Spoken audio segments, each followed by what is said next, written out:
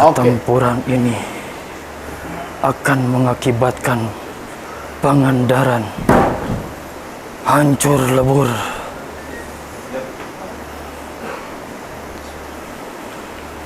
Siapa yang hancur lebur? Dengan berbagai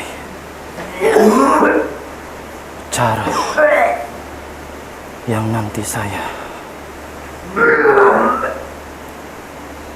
akan hadapi dengan penuh amarah. Oh, seperti itu. Sang Hyang Garuda!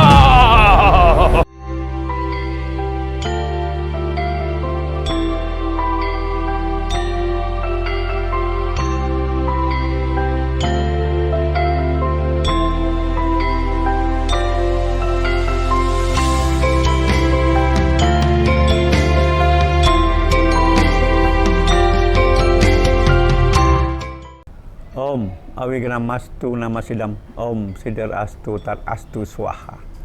Om Swastiastu. Namaste. Hong Ulun Basuki Langgeng. Rahayu, Rahayu, Rahayu. Sagung Dumadi. Para sahabat dan teman Dharma yang saya hormati, ada tayangan yang cukup menarik dari seorang tokoh non-Hindu tentang Dewa Baruna. Jadi dalam tayangan ini ada dialog antara sang tokoh tadi dengan seorang pria yang konon disurupi ada yang menyurup ya, adalah Dewa Baruna. Dan dialog ini sangat memojokkan yang disurupi oleh Dewa Baruna ini.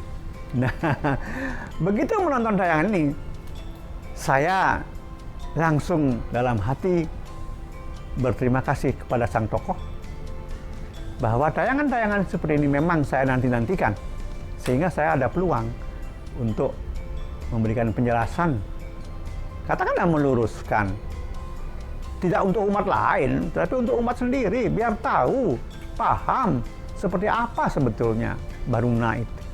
Kita belajar dari segala sesuatu yang apapun, seperti apapun menariknya, uniknya, menggelikannya. Nah, kita belajar. Termasuk tayangan ini, kita belajarlah.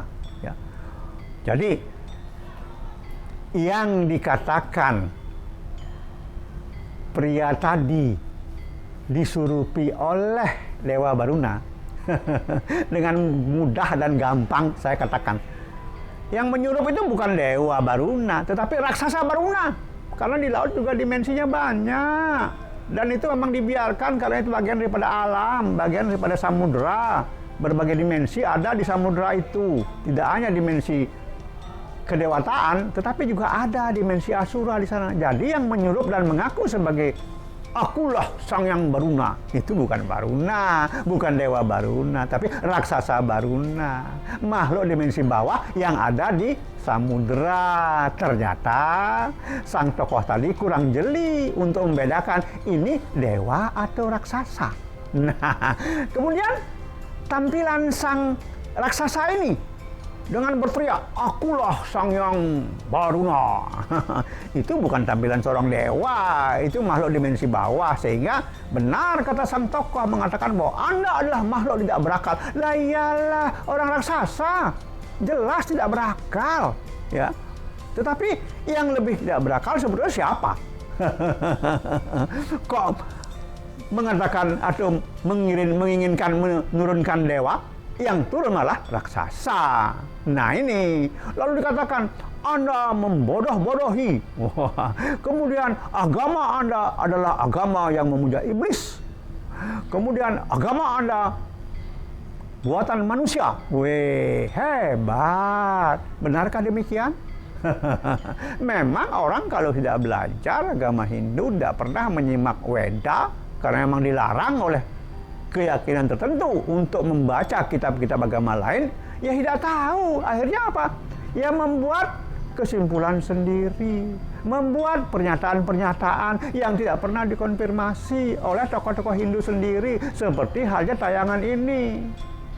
Anda tidak makhluk berakal. Anda membodoh-bodohi.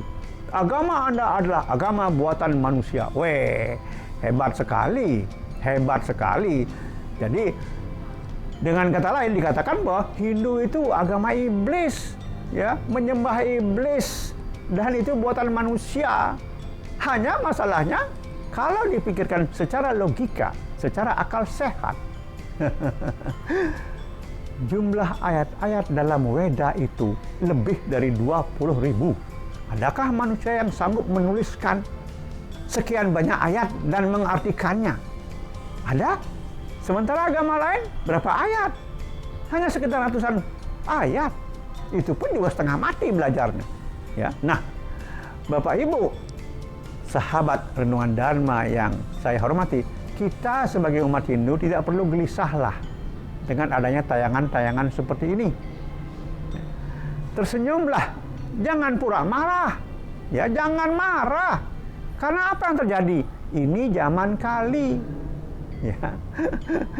Karma itu selalu mencari mangsa. Ya, ini zaman kali. Ciri khasnya karma mencari mangsa dengan menggunakan makhluk-makhluk dimensi bawah yang sebetulnya semuanya ingin membuat jasa untuk manusia, sehingga suatu saat nanti mereka akan bisa mendapatkan tubuh manusia dan akhirnya mampu menyentuh alam Brahman. Dan artinya apa? Mereka pun juga mampu nanti dari makhluk dimensi bawah, dari gamang, kemudian mendapatkan tubuh hewan, kemudian mendapatkan tubuh manusia, dan akhirnya mereka bisa moksah juga. Nah, inilah yang harus diawasi, yang harus dihati-hati.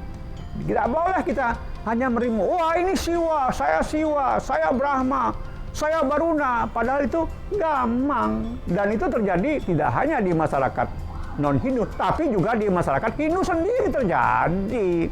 Banyak sekali kesurupan-kesurupan yang mengaku dewa, mengaku betara, padahal mereka gamang. Ya, banyak orang sakti muncul mengatakan bahwa saya mendapat penugerahan di Gunung Agung, saya mendapat penugerahan di Gunung Salak. Nyatanya yang memberi penugerahan itu bukanlah dewata, tetapi raksasa, tetapi gamang. Banyak terjadi, bukan hal yang aneh. Ya, bukan hal yang aneh. Karena kita tidak jeli, tidak bisa membedakan yang mana raksasa, yang mana gamang, yang mana dewata. Nah, inilah. Jadi, dengan adanya tayangan ini, bukan berarti kemudian umat Hindu harus berpikir bahwa Hindu adalah agama iblis. Hindu adalah agama buatan manusia. Nah, ini penting Bapak Ibu, sahabat Renungan Dharma yang saya hormati. Ya, hati-hati. Ya, banyak orang datang ke sebuah tempat, sebuah pura, tetapi dari rumah niatnya sudah meminta sesuatu.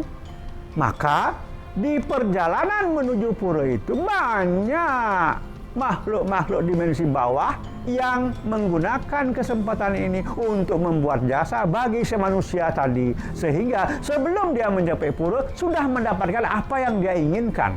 Dan yang memberikan itu tentu bukan dewata, tapi makhluk-makhluk yang sudah mengincarnya sebelum mencapai pura. Tetapi bagi orang yang bersangkutan merasakan bahwa saya mendapatkan anugerah di Gunung Salak, saya mendapatkan anugerah di Lempuya, saya mendapatkan anugerah di Gunung Agung. Tetapi bukan. Alam ini penuh dengan jebakan. Semakin tinggi orang bermain di ranah spiritual, maka jebakan itu semakin hebat. Maka kita harus semakin hati-hati. Kehati-hatian inilah yang akan menyelamatkan. Jangan sampai terulang seperti dalam tayangan itu. Raksasa Baruna dianggap sebagai dewa Baruna. Nah, jauh lah. Ya, tampilannya pun sudah tampilan raksasa. Mana mungkin tampilan seorang dewata seperti itu? Mana mungkin tampilan figur yang mengaku dewata seperti itu? Banyak jebakan-jebakan di alam ini. Manipulasi alam ini luar biasa. Apalagi di zaman kali ini. Makhluk-makhluk dimensi bawah gerah, gelisah. Karena mereka tahu hanya manusialah yang punya peluang untuk menyentuh alam Brahman. Hanya manusianya yang punya peluang untuk moksah. Sehingga mereka berupaya bagaimana caranya membuat jasa kepada manusia, terhadap manusia, membuat manusia tergila-gila dengan jasa mereka, dan membuat manusia dengan ego bisa mengatakan, akulah yang paling benar, akulah Dewa Baruna. Padahal raksasa Baruna, raksasa yang berasal dari samudera, yang memanfaatkan keteledoran manusia untuk melakukan sesuatu seperti dalam tayangan ini. Jadi kembali, Bapak Ibu, renungan Dharma yang saya muliakan, jangan gelisah, jangan resah, jangan takut, jangan marah, jangan kecewa dengan tayangan-tayangan seperti ini. Tidak ada yang salah, tidak ada tayangan yang bisa membuat Hindu goyah. Apalagi tayangan-tayangan seperti ini. Jelas nih tayangan yang salah. Dan tayangan-tayangan yang punya motif tertentu yang kita tidak pernah tahu apa maksudnya menayangkan hal-hal seperti ini. Kita tidak pernah ingin kemudian juga mencari-cari kesalahan agama orang lain. Untuk apa? Itu dosa. Dan karma baik kita akan hilang. Yang muncul adalah karma buruk yang mengantarkan kita kepada kondisi penderitaan seperti yang digambarkan bagaimana penderitaan di neraka itu. Nah, inilah yang ingin saya sampaikan. Jangan pernah bergeser dari keyakinan Hindu hanya karena tayangan-tayangan yang seperti ini. Sekali lagi saya ulangi bahwa itu bukan Dewa Baruna, tetapi itu adalah raksasa Baruna. Raksasa yang ada di samudera yang menyamar menjadi Dewa Brahma. Terima kasih. Om Santi, Santi, Santi. Om.